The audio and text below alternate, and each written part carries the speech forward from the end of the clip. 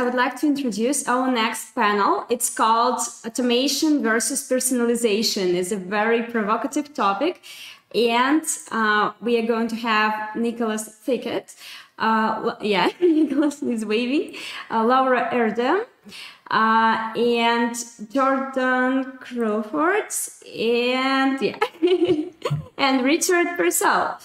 So thank you so much for joining us today. And actually, I will go to the view of all of us. So Nicholas, you start. Each of you will have 15 minutes to express your opinions, to share your insights, and then we will have a little bit of discussion. So Nicholas, you first, please.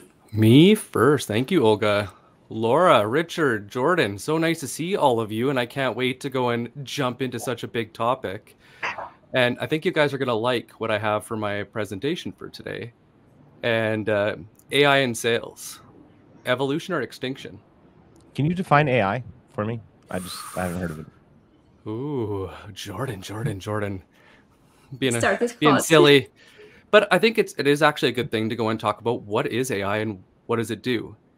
And AI, when most people talk about it, it's that ability to go and do pattern recognition, apply some logic, and look into the future or provide examples. It's like when a baby is growing up and they're trying to watch your lips, they're trying to mimic you to learn. But as we start to get older and we start to go and get more experiences, that catalog now becomes our archive in which we see the world. It develops our point of view. So an AI is a captured point of view that's held in a computer that provides us guidance, right or wrong. That's how I see it. And you guys might be able to go and chime in later and go in, but that's how I look at it. And that's why I go and say is AI in sales. So automation and AI and machine learning. Is it our evolution or is it our extinction of the sales profession? And I want to go and ask that big question because I get this all the time. Because what happened?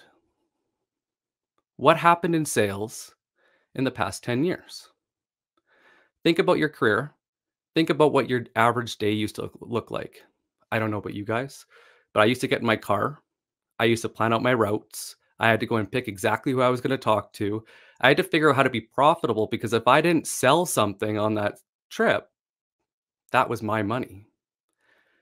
Whether we're not going to get into whether commission sales is right or wrong, but it was a very different way to run sales. And please, anybody that's listening, you want to go and get into the comments, like, where did you start in sales and how has it changed? And so I'm going to go and put out there at the end of my talk. I want to know, is AI killing sales or is it actually a gift that keeps on giving? So today, what I want to talk about is lead scoring and prioritization, personalized content and experiences, which my lovely friend Laura Erdem is going to tag on and do absolutely better than I ever could. Then I'm going to talk about the prediction engine, how to use analytics to think into the future, because that is one of our superpowers, the gift. So a little bit about me really quick. I actually owned an insurance brokerage when I was 19. And it completely changed the way I looked at sales. And I didn't know for the longest time until I started talking to these lovely people and the others on LinkedIn that it was different. Because when I sold a policy, if they canceled in the first 2 years, I had to pay 100% of my commission back. So when I think of prospecting isn't a name on a list. It's not, loading up a machine gun and just firing at everything that moves. It's a very different beast. And when I moved in, I got the luxury of working with people with much higher pedigrees and education than me in investment banking, private equity, and venture capital. I realized that businesses, what they're valued and how they work was so much different than I ever got taught in sales. And so when I dive into this talk today, I want to talk about how to make yourself a linchpin in sales so that you can't be fired because you hold so much value in the knowledge that you bring to the table, the relationships that you have, and really turn that AI, machine learning, and all the tools that these guys are going to talk about and the rest of this conference that you are a gift to your company. And if they don't appreciate it, doesn't matter because you always have an open door somewhere else. So lead scoring and prioritization. So the biggest thing that I noticed happened in sales is we used to get service tickets or a very small list. I don't know about you guys, you can nod along too. Like when I started, you'd get maybe 10, maybe 50, and they would tell you, these are the numbers. Nick, these are the numbers. For every 100 people you talk to, 25 will be interested. Of those 25, 10 will go and book a meeting. Of that, 5 people here present to, and you'll get 1 sale. Well, a 1% conversion rate is not great, but it's the nature of the beast. And so what happened today is companies are going, well, why don't I just load up the machine gun and shoot at everything? Why don't I go and hit personalization at scale? But what people stopped doing when we started having access to private information we had no business having is what we started to go and just message people without doing due diligence. It was like starting a murder case, going directly to the judge and saying, hey, this is why I think you killed the person. No, I don't have any information, evidence, or any key witnesses to bring to the table. But don't worry, when I put them on the stand, they'll just magically appear. And it created this mental spam filter in the world where it has become harder to sell than ever before. And I got this from my friend, Jordan. If you can't tell them why they're on the list, you didn't show up. So lead scoring and prioritization. And if you guys want to buy something, think of the last thing you bought. What did you do? Did you go and research on Google? Did you reach out to a peer on LinkedIn? Did you go and jump in the comments and tease someone that was talking about it? Did a celebrity go and hint at it? Or did you go and spend an hour or two on Google and do that? But I bet you somebody didn't cold call you to tell you about something that you didn't trust, that you didn't find credible to go and do this. Right, Jordan? This is how I bought my last Coke. The representative of Coke called me and he said, hey, Jordan, do you want to have a Coke? No, of course that didn't happen, Nick. But this is the really hard work. What we're about to dive into right now is the one thing I see missing, and it sells sales short. And it's the reason why people, if you're doing this, are going to get replaced easily by AI. Is we took the critical thinking out of sales. We took the market knowledge and we took the ability to read into the situation to actually meet that prospect where they are and continue that narrative that they tell themselves. And what we do to do that is lead scoring and prioritization. So if I have a list of 500 companies, why them? Why now? Well, if anybody's ever went and downloaded, and I'm not going to say who because I still have a bone to pick with them, but downloaded their state of whatever report, and all of a sudden, magically, you're getting hit up by every person, every sequence, and they're trying to go and tell you. This is where this lead scoring is wrong. It's because the world of actually developed and it added different steps. They don't actually want to talk to a salesperson until late in the funnel. But why? Why is that? Why did this change to lead to prioritization being such a big thing? School told you if you're not right, you're wrong. When you go to work, if you're not right, you're wrong. You get fired for being wrong, right? Why do companies pick big companies? Because they can't get fired as easily from doing the natural choice. Well, not everyone's a buyer anymore. A lot of the time when somebody's talking to you as a buyer, it's like what we used to deal with in RFPs. They've already made up their mind.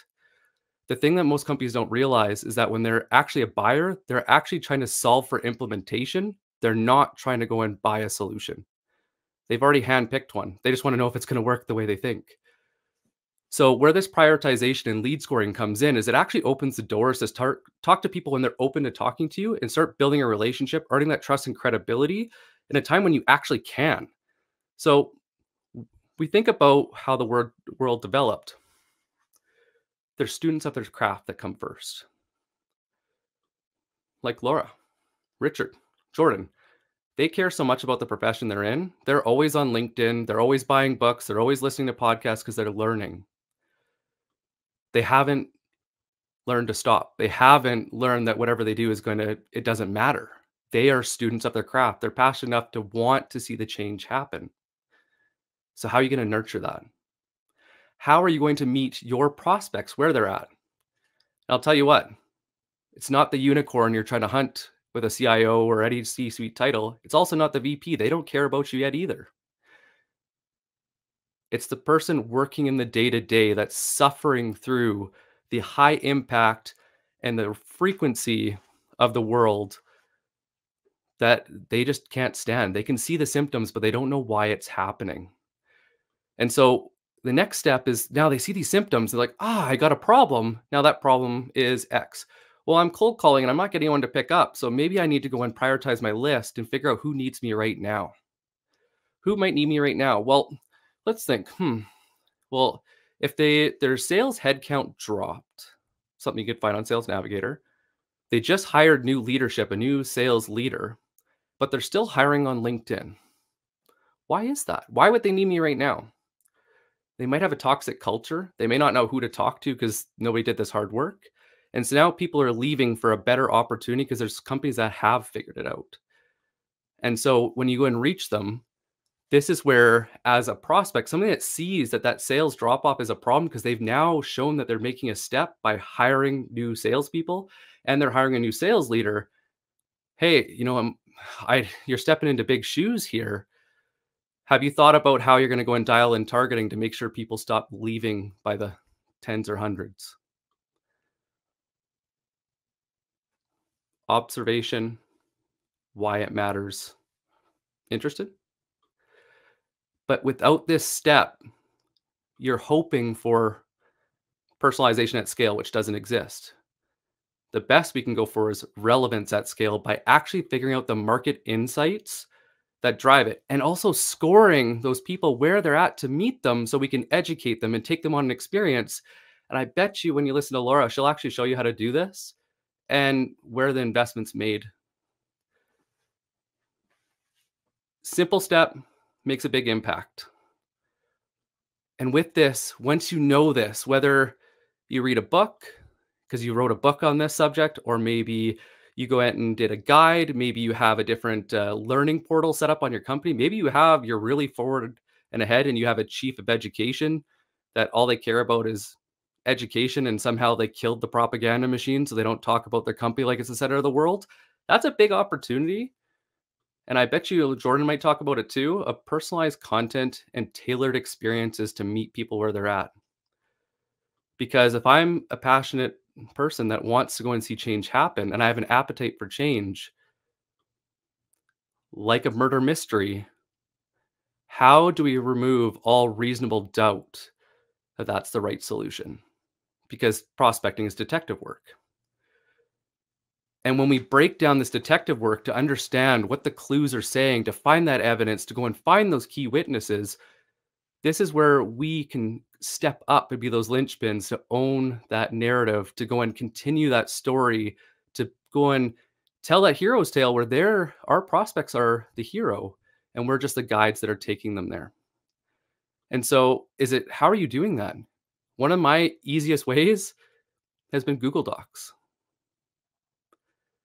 When people are very interested, I go and say, hey, would you be interested in giving me feedback? I know you live this day in and day out, and I don't necessarily know your world as well as you do. And I don't want to make any guesses. Would you be interested in tearing this apart and giving me feedback?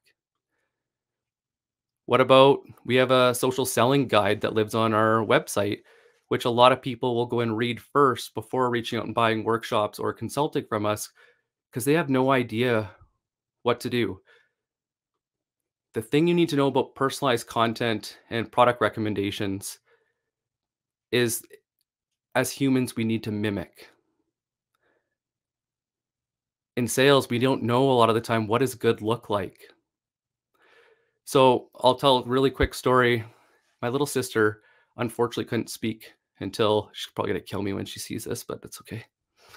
What's new? It was kind of sad. My little sister couldn't speak until when she was 5 or 6 years old. And we were at the Children's Hospital in Calgary, Alberta, Canada.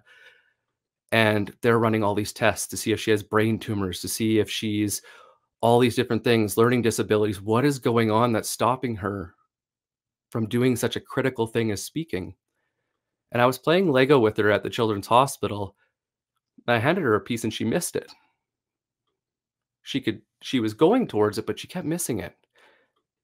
And so the nurse started watching her, and then she looks at me and says, "Can she see?" "I think so." She had such a strong prescription that she couldn't actually see details. She could only see smudged outlines. And what I learned in that moment is why babies look at your mouth is they need to mimic you. It's also why toddlers, when they're so curious, you're opening up a cupboard and you're like, "How the hell did you learn how to open that cupboard?" It's because they're observing because they're curious and they want to know how it works. Humans need to mimic. So when we talk about personalized content, product recommendations, and that is it's our innate human ability to do what we see, but we need to know what good looks like first. So how are you showing your prospects what good looks like? One of the ones I really like is Mutiny for custom websites. Um, what was it called? Score app is one by Daniel Presley. What it does is he actually has a quiz that you go and take a quiz. From the quiz, it actually highlights where you're weak, where you need to grow. And it'll actually ask you if you want to opt in for a personalized content nurture just to educate you. These are all things done well that they show you what good looks like so you know what to do. And what does this do? Higher conversions, more loyalty because you are the one that actually helped them when they needed it. Cross-selling and upselling because now these new opportunities that they didn't know existed are there. And the experience gets better because you know what's happening in tech right now? They have this chicken and egg scenario. Which came first, the technology or the process? It's rarely the process. So by doing something like this, they'll actually know how to use your product as the tool and not look at it as an inconvenience that gets in their way. And the last one is the biggest one. I used to do this with a daily journal, just a sales journal. And now there's people that have taken this to a whole different level. Salesforce Einstein, for one, Value Orbit, where these companies will bolt onto your CRM. And unlike us, we have a limit of how much information we can absorb at one time and match those patterns. And if anybody really wants to know, it's called the Kittens Index. But it's a computer science term where they'll go and take all this information and they'll tell you, well, based on the last 1,000 interactions, if you do this, this is your chance of winning. But if you don't do something this, your chance goes down. This is your superpower, your ability to see in the future. And this is what it takes sellers 10 plus years to move into that enterprise elite place because it's a tacit knowledge, meaning that it's learned from experience. There's a cue that they see and it changes the way they act. Dr. Leah Dibello is an incredible person. If you want to dive into this, she studies expertise in business. But this is our superpower that now we can be dynamic and we can get help when we need it. So we're not always shooting in the dark, spraying and praying and hoping to see what works. But what is that best first message? Listen to Jordan and Richard when they talk today. What is that personalized content in that buyer's journey? Listen to Laura today. And what is my best market segment? What is my best person to lead with? What are those key things that stop the epidemic of volume? Because when I started, when I went back in my sales journals to go and see how this changed. So this is a good one to write down. If volume is the winning approach, why did the amount of accounts that I need to prospect before I get an opportunity go up? If volume is the secret weapon to sales, why does it take me more so my conversions went down? In 2012, it took me 5 accounts that I was prospecting to get 1 opportunity on average.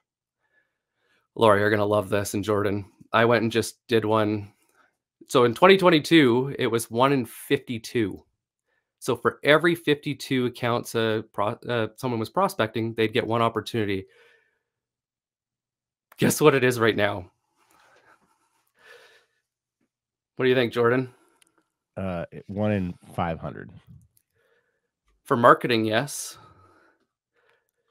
And if they're taking a marketing approach to sales by telemarketing and doing email, like doing marketing emails. But if someone's actually doing properly sequenced emails, whatever that looks like, right now it's 1 in 80 on average. So when RepView says the average rep right now, quota to date, is 39% across the entire industry, think about what we're talking about today, because Nicholas, this is where your superpower. Are those people sequencing or writing individual messages? Do you know? Yeah, so these are actually people that I've done audits on. So the high number, the 1 in 80, is handwritten or using a tool to go and, to do updates. If it's sequenced, it's actually higher to the first number you said. It's somewhere between 300 and 500, because nobody's actually owning the data to know which personas are performing better, which channels are performing better, which messages or narratives are performing better. Nobody's doing this hard work on the back end. And this is why I say AI can either be a gift or a curse. And it's really up to you guys. Are you going to prioritize your lists to do relevance at scale, to find those passionate people that care enough to see it change, to find those internal champions that are going to champion that change, sell it internally, and help you win that business case and get that investment? And also push marketing to not send you crap that isn't actually a lead? Are you going to go and meet them where they're at? Join that narrative in their head that is so good that it's invisible, because it just continues the story they're telling themselves, to tell them why that symptom occurs, what problem the root problem actually is, what possible solutions could be, how could they fix it on a category level, not a product, and take them on that journey to change and bridge that gap. And are you becoming superhuman to go and use AI to see into the future to win before you even start? This is the days. Yeah, thank you so much. Yeah, we need to continue with the next speakers. Yeah, and talking about superhumans, I would pass the word to Laura Erdem. Laura, please, could you continue? Absolutely. Nicholas, while you were talking, I realized how much I missed our shows and how good at storytelling you are. It's amazing to pick up the ball after you. And like the possibilities for storytelling, I wish I could do just as well. That's it's the hearts as well. Yeah. So guys, really nice to be here to talk about AI and scaling and all that kind of stuff. And I am going to talk a little bit about a bit of a different approach. As Nicholas mentioned, I will be talking about personalization versus relevance. And that's where you pick it up from, like when AI kicks in, how do I do it human? So that I'm going from 1 to 80 of those accounts that you're able to close rather than 1 to 400. And what can we learn from marketing that is doing that in a right way?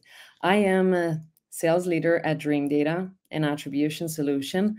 And one of the slogans for myself that I figured out that I am a salesperson with a crush in marketing. And that's one of the things that I will talk about today as well. What can we in sales learn from marketing? A lot of the times when we talk about account-based marketing and so on, everybody's saying, but wait, sales has been doing this forever. They've been doing this account-based approach and so on. But if we look at this now, we might need to look back into marketing and have a look at how do they do this at scale, that it actually works, that actually we're getting good responses with the relevance that we're meeting our clients with. Are we figuring this out? So I have a presentation and I'm going to share. I'll try to do how this is working. So my computer. Just a second. I will try to see. Share screen. Share screen.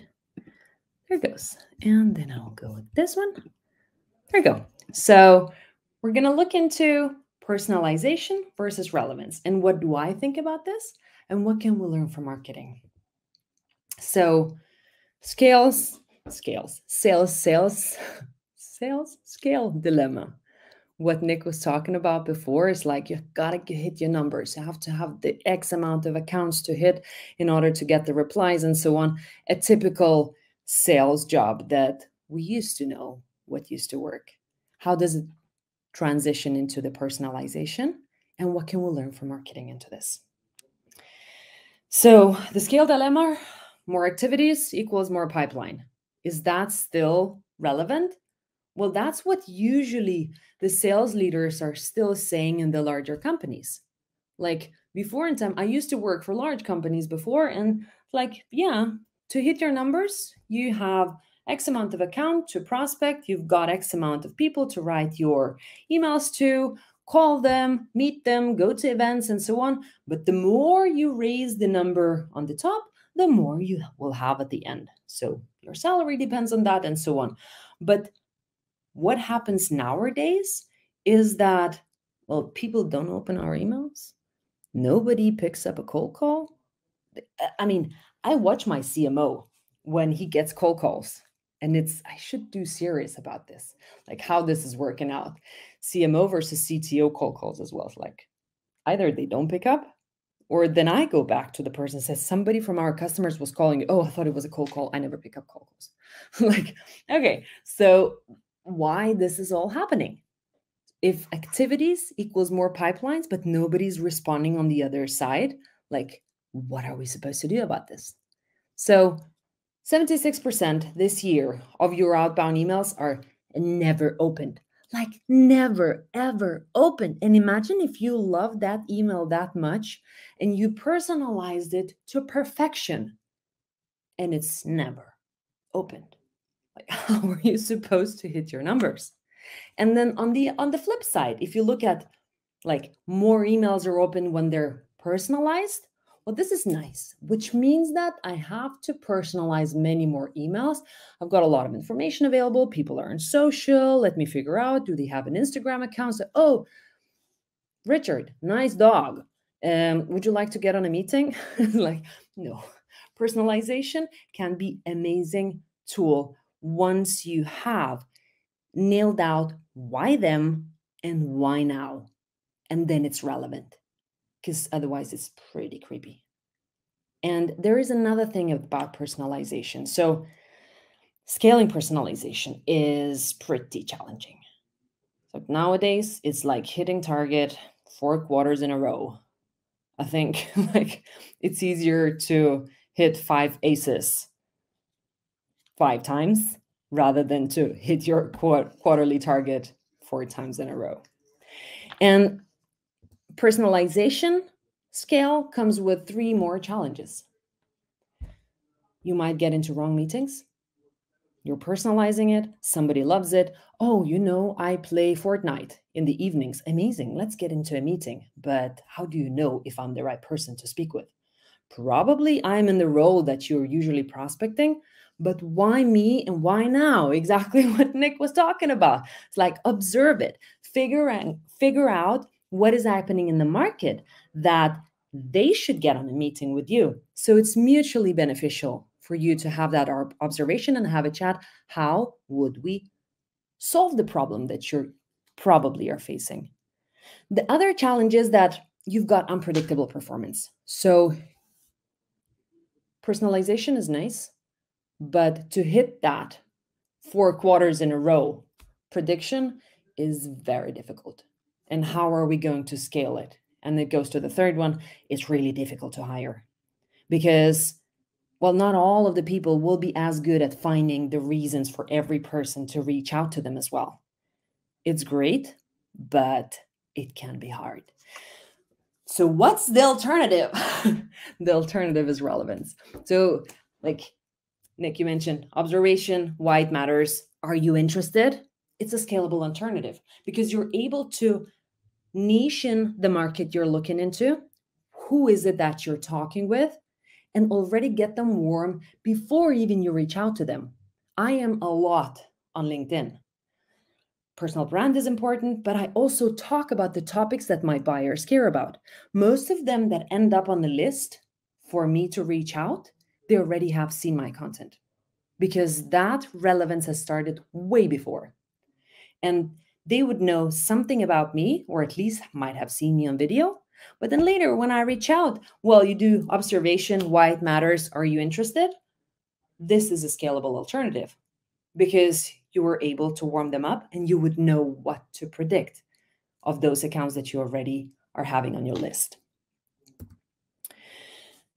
How can you nail your relevance? So narrow it down as much as possible. And there is so much more narrowing that can get into this. And Nick is the expert on creating as little as possible list so you can nail the message that is relevant for your buyers. Industries, company sizes, roles, this is just like the top of the iceberg. But compelling events in the market, compelling events in the company, checking out, are they hiring? Are they firing? Are they getting funds? What happens if they're out of funds? All that kind of stuff helps you to nail relevance. And I am going to talk a little bit about how marketing has been doing this all the time. So I'm going to show you 2 ads and a failure that marketing has done at Dreamdata and what we can learn out of those. So this ad that you're going to see is placed on LinkedIn on the right side, the place where you never see any ads ever, ever, ever, because those are just seemingly spam. What our marketer CMO has done is created this ad, stupid text ad. Ever wondered if these ads work? Dreamdata could tell you. Like, I wouldn't read what LinkedIn ads is saying, but this one, because it's called something triggering and it's targeting specifically the buyers that we sell to, the next time somebody from sales is reaching out to them or they just saw the brand, it's relevant. They're talking to a marketer. There's one more example of the same, like, don't click this ad. We're just trying to do some cheap demand generation. If you're a marketer in B2B, SaaS, you know how cheap those ads are, but they probably don't deliver any good leads for your sales. We tried that out. This one was one of the best ads we've ever done for top of funnel. But marketing is not always perfect. So marketing gets into the scale mode as well. One day, my CMO comes over to me and says, Laura, back then I think I had like 20,000 followers on LinkedIn, and most of them are in marketing, which means perfect ICPs we can sell to now. And it was a quarter of, not that many leads and so on. Like, CMO is thinking, how can we do the cheap lead gen? Okay, Laura, can you do a video on LinkedIn explaining to people that what we do, what kind of problems we solve, and asked if they could book a meeting with us? Can I not do this? And I did. So I did that. And where is it now? Yes. So scale versus relevance. Let's have a look at the ad. I created this video, pretty okay performance, like 100 people watched it, looked at it, and it's quite okay impressions. So whoever I ask, like, how many leads do you think I've gathered of people who either referenced somebody to me or booked a meeting or said, oh, I would like to talk with you about? Usually the number is like from 1 to 5. I booked 0 meetings out of this one. So scale, yes, 100 people liked this, 28 people commented, almost 12,000 impressions, fantastic. 0 results. But what happened next is quite interesting, because then I created another video another day saying, how did I fail? How did I fail this experiment and so on? And what could I do that it could be different? That's where the magic happened. So all of the buyers that I have, possible buyers in my LinkedIn feed and people who are following me, jumped in to help out, to explain to me, how could I do this differently? Out of this video, I booked 3 meetings. So kind of don't do lead gen, but try to figure out how your buyers want to be engaged. What is the compelling event? Here, the compelling event is to help a crazy, stupid salesperson who's trying to book meetings. Nobody knew that my CMO asked me to do this, but this one did resonate because everybody wants to help, wants to be perceived clever on LinkedIn, and I'm asking a marketing question, which also means that, well, marketers respond. That was a nice experience to try it out, but don't do it. I tried this. Don't do lead gen at scale in that way. And yeah, so what I suggest you do, if you need to do outbound, and you don't have a big following on LinkedIn, start to build that, or be there where your buyers are and be relevant. Reach out at scale, but when being relevant in a narrow space. You will have so much more results than just spreading the stuff out. Thank you so much, Laura. And we'll continue, yeah. Nick is clapping. Yeah, we'll continue with Jordan and Richard. Yeah, please. It was very insightful. Thanks so much, Laura and Nicholas.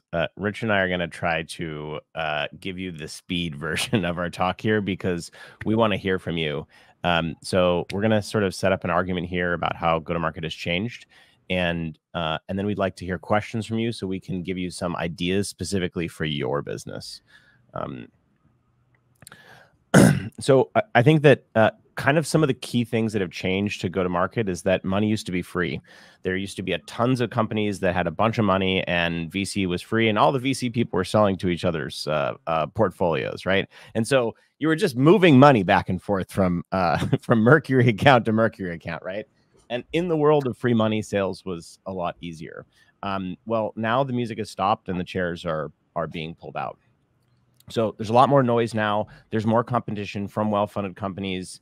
And as conversion rates drop, weirdly, people are still hiring SDRs. They're like, well, we have to throw in a bunch of SDRs to try to like fix these conversion rates. So I don't remember if Laura or Nick was talking about some of these, the terrible conversion rates, right? Even from personalized email, the personalized email are best, right? But if you look at the ratio there, it's like 1 to 3 or something. So you still shouldn't hire SDRs, even if the conversion rate drops from 1 to 400. If a personalized email only gets open some small percentage of the time, why are you sick burn? Why are you using tools like Lavender if the conversion rates are still bad? And with the rise of like large language models, a lot of these now well-funded companies can compete with the 8th grade message that your SDRs are sending, right? They're all sending the same thing.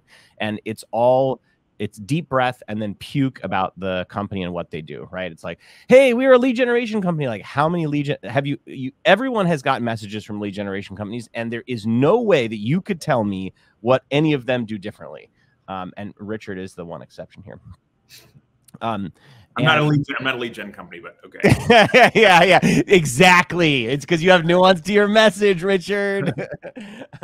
So, and then also like Microsoft and Google are getting exceptional at punishing bad sales and throwing that stuff into the spam, right? That, and Richard will have some stats to share here.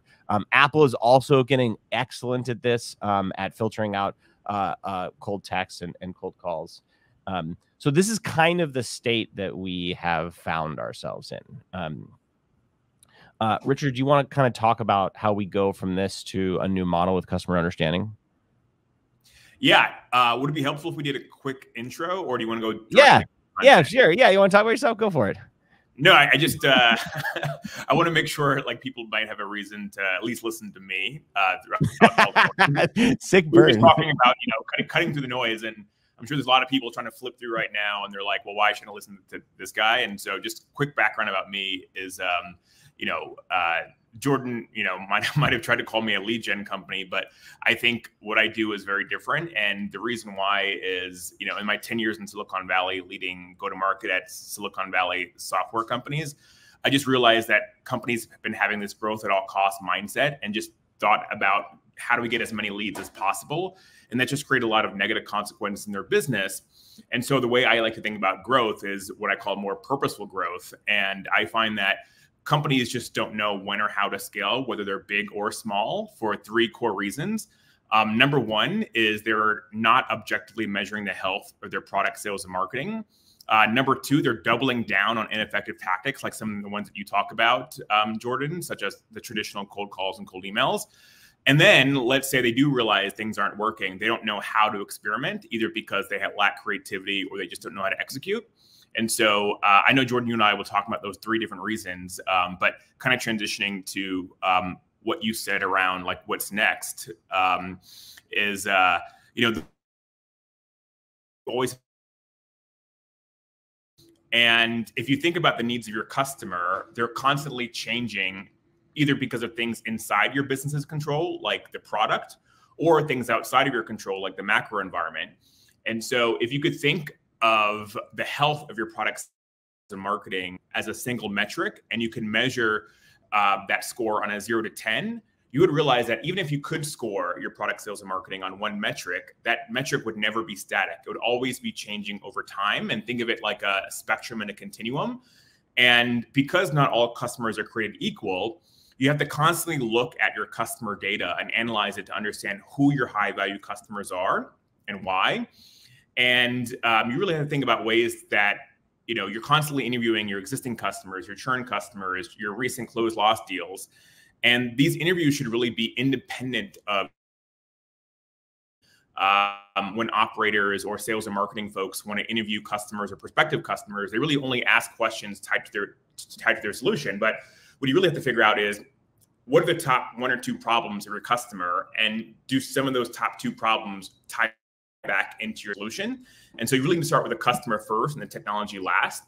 And, you know, through these series of conversations, you'll be able to pull out certain themes that will inform your preferred channel to go into, your ideal customer profile, and your messaging. And, you know, Jordan, you talked about how people have this knee-jerk reaction to hire SDRs.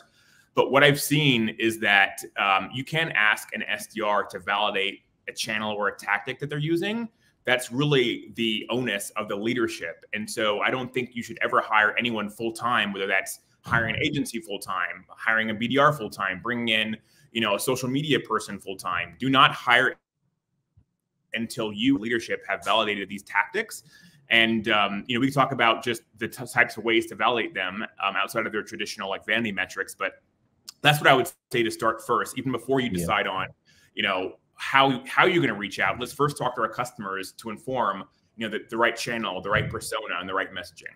Yeah, and one of just to piggyback on something Richard said here, it is this iterative loop, right? If you look at the distribution of a lot of technology, right, from the car to electricity, the adoption curve is usually really slow, but that curve is bending. It's bending, right? Like ChatGPT got to 100 million users in something like under 6 months, under 3 months or something, and with such rapid change in the market, you need an engine to be able to go from customer insight to channel and message deployment all the way back to customer insight again. So you have to keep that loop. And the problem is that reps existed in a world where they were fighting for attention, and they would say things. And this is why they have these personalized first lines. Hey, Jordan, well, you got a face, I got a face.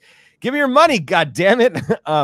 That's how all these messages start out, right? And it's because there is no insight that is. And a seller reached out to me the other day, and he said, Jordan, I sell like tools. And I mean, they're just like basic, like physical construction tools. He's like, what do I have to provide?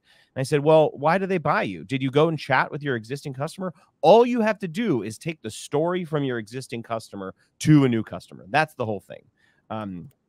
And so there's kind of 3 pieces of this approach, and I'm trying to, my goal is to give you the opportunity to ask us some questions here about how you might go at this for your business. So we're talking about channel innovation. So I'll pass the mic back over to Richard in a second. Then I'm going to talk about audience and targeting and data here. And a lot of people get this wrong. They think about it as, there's a great quote. It's like, you'll point to the moon and people will suck your finger, right? It's like, no, it's like you need to look at the, it has to be anchored against customers. And the only purpose of the data is to go find the segment of your existing customers in the market. And then we're going to talk about message and approach innovation. So Richard, do you want to talk about some of the things that you're thinking about in terms of channel innovation? Yeah, and as we're talking about this kind of secular nature of the customer understanding, I think it's also important to think about just the channels, the tactics you use also as a continuum and a spectrum. And if you think about the rise of automation, the the rise of sales enablement tools, I think companies should expect that every single tactic that they use that today is performing well, tomorrow will not be performing well. And so you need to constantly be diversifying the risk of your pipeline by constantly iterating and testing different channels. And this is what I was talking about before, about how companies just don't know how to experiment. But partially it's just by asking the right questions to your customers. And then also it's about, how do you get a really lean team to test some of these things with very low effort and very low cost, and then measure them on very critical, leading indicators to help you figure out. And, to think about some of the channels that you can try, cold emails is, part of my business is really deep diving the first few weeks when I work with a new client to just better understand their market, their buyers, and their product. And I pulled out certain insights about different personas that may be relevant to some folks in the call. And I'll give one example about an AI company selling to engineers. And, they did the traditional way to try to sell to engineers with cold calls, cold emails. But if you have ever, spent some time with your traditional data scientist, that they were not going to answer, a cold email. And, if you could expect like a 20-step sequence to try to get them to respond in that way, it's just not going to work. And what we found is that when it comes to selling to engineers, they prefer to talk to people as peers, and it's more about problem solving. And we found that there were certain Slack communities that a lot of their customers lived as engineers. And what the head of data scientists and a couple other members of their data science team did is they joined these communities and they started to have organic conversations with people, and they were able to search for certain keywords to like pinpoint the people they want to reach out to. And they reached out to more like problem solving, organic conversation. What would happen naturally is the people that they would reach out to would see what that person does and opt in to a conversation. Or the way to maybe get that person to opt in is you say, hey, instead of trying to sell them something, it's, hey, we've just updated our product with X, Y, and Z. We're trying to get some more product feedback. Would you be willing to give us product feedback? And then on that call, you try to get them to organically opt into a sales conversation. So that's one example. Another example, Jordan had talked about how texting is illegal, and it is. So I spent a couple of years working at a text messaging company, so I know a little bit too much about. That was a gross. Texting is clearly not illegal. You left out like the context of. Well, I think it's a very slippery slope. I think it's very slippery slope that it can be illegal, but I spent way too much time understanding what TCPA is, and it's one of my favorite, 4-letter acronyms from. But I'll also share an example about how text messaging worked recently for one of our clients. And it really all had to do with two core things you need to think about if you ever want to consider texting someone is, number one, the strength of the relationship, and number two, the strength of the brand, so of the seller. And like we had one example where we looked at people who had submitted inbound leads but had lapsed 6 months earlier, and they weren't responding to emails or LinkedIn requests. Then we tried email.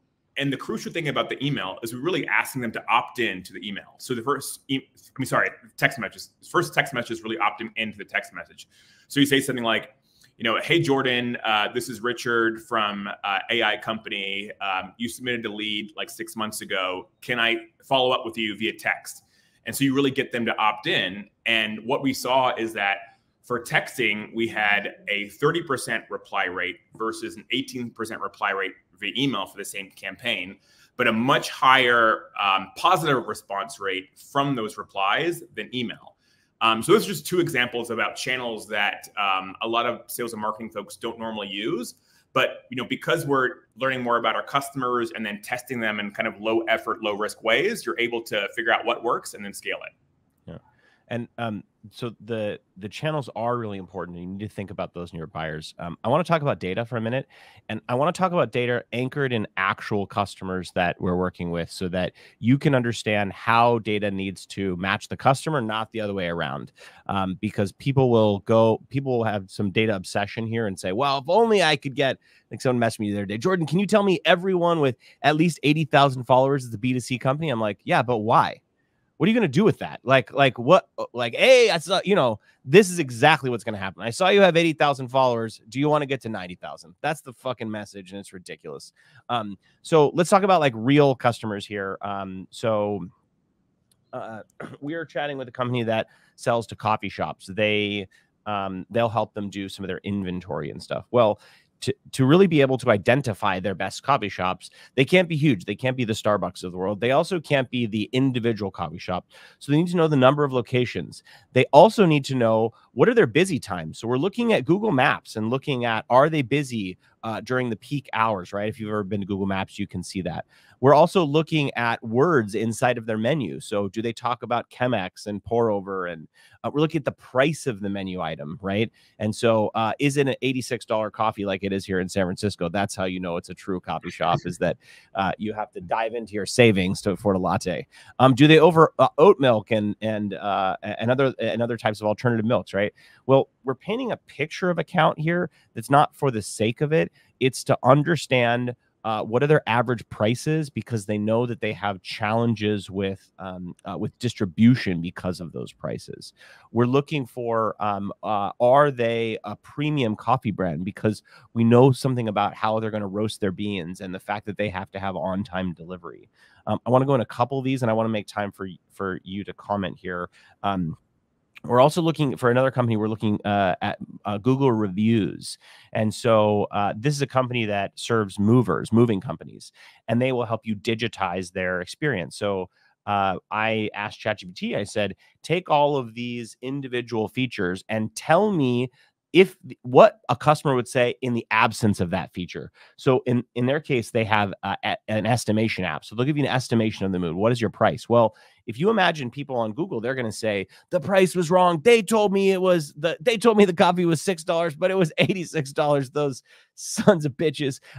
So you're going to be able to understand who in the entire market, because we're going to scan all of the moving companies, all 6,000 of them in the country, which customers are experiencing the lack of their technology the worst.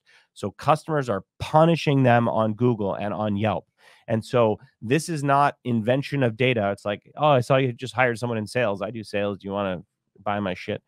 It's not that at all. It's much more like you're actually experiencing pain.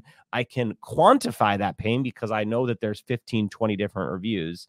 And if I do my homework, what I'm doing is I'm not pitching the product. I'm actually saying we built this product for a reason, for a customer that has a problem, and you seem to have that problem. And here are the 3 to 5 indicators of that problem. And then all I'm doing is saying, don't buy my product. I just want to know, do you care about this?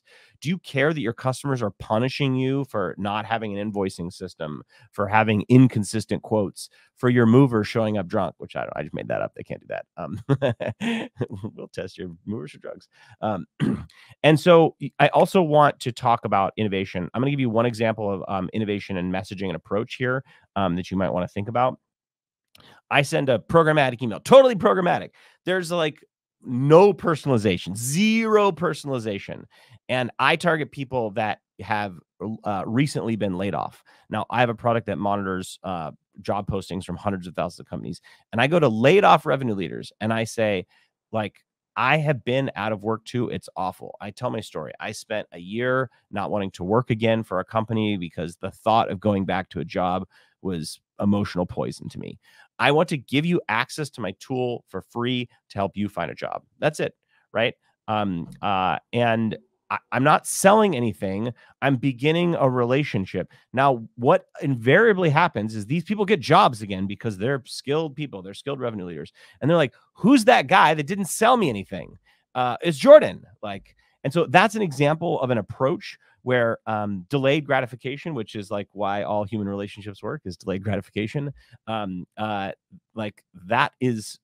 an example of an innovative approach.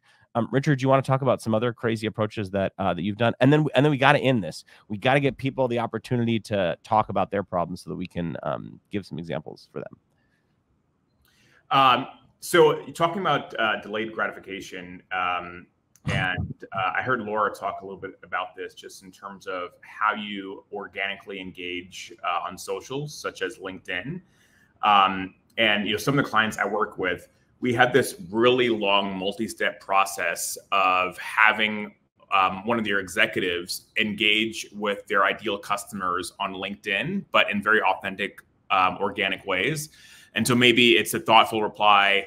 to a post that mentions a keyword tied to the value proposition, but the whole time they're not really selling. They're really just giving. They're not trying to take. And then maybe like after the second or third week, maybe the sixth or seventh touch point on, different channels, whether it be, X or LinkedIn, then maybe it's like a soft sell where they say, hey, we're working on some really cool stuff. I saw what you're doing. You want to chat? Or, you try to make that ask just very low effort, soft sell, but still trying to give something. And so I think that kind of like ties in with a lot of the folks were saying on this call around, more unconventional, like organic ways of generating pipeline. And that might be a good moment to pause and see if we get some comments in. Yeah, we'll go. Do we have do we have anyone on the line, first time caller, long time listener, that can talk about challenges that they might be having, and maybe the panel here can comment? All of our listeners, they can speak because they're on LinkedIn and we're here. StreamYard, yeah. Is there a place for them to comment though, or like, Yeah, but I think that we don't have a lot of time for comments. If you can comment on each other's thoughts, it would be great. Yeah, and after the conference, if we get some comments, we'll pass them to you and you can answer after the conference. Yeah. Well, we're the four of us are open. I mean, I can only speak. Laura, I don't really know you really well, but I know that Nicholas will talk with anyone. And same thing with Richard. But yeah, message us on LinkedIn. Send us an authentic message, right? Send us something like, say the word cat in your message, because it means that you like. I don't like cats, but that's fine. But that means that you listen to us and that you are you're paying attention, and that you can open a conversation about something that we said, which is the greatest form of flattery. And if you do that, like I put in a 40-minute video, I put some Easter egg at the end that's like, Missouri is cold in the winter or something. And if people send that message to me, I'm like, oh my gosh, no one should watch a 40-minute video of anything. Like, I can't stay awake for Barbie, and that's $1 billion production. Like, so do that kind of stuff. And the four of us will help you. Thank you. Thank you. Can I just say one thing quick? Sure. And I think the story that it's been told by all of us here is take risks, set a time limit that you're willing, like Richard was talking about with experimentation. Try it, see what happens, stop, see what happens, start a little smarter, and just keep repeating that, and you will win. But if you keep going blind, don't be surprised if you end up where you didn't want to go. Thanks, everyone. Thank you. Yeah, thank you. So we were with Nicholas Thickett, Laura Erdem, Jordan Crawford, and Richard Purcell. Thank you so much. It was very insightful. And yeah, I would like to introduce our next panel. We are going to have our next speakers, but before, just some additional valuable content. I hope it will be valuable for you. This is about social selling, some case studies, some practice you can use.